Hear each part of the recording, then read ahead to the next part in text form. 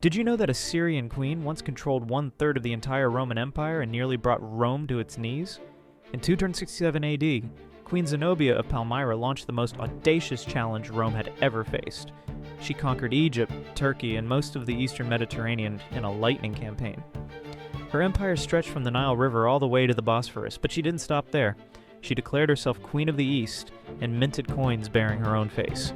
This was a direct slap to Rome's authority. Zenobia claimed descent from Cleopatra herself and spoke 9 different languages.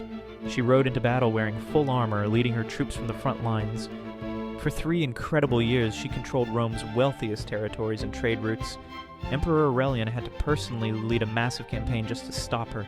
Even after her defeat, he was so impressed by her courage that he granted her a luxurious retirement in Rome. One woman had shaken the mightiest empire on earth.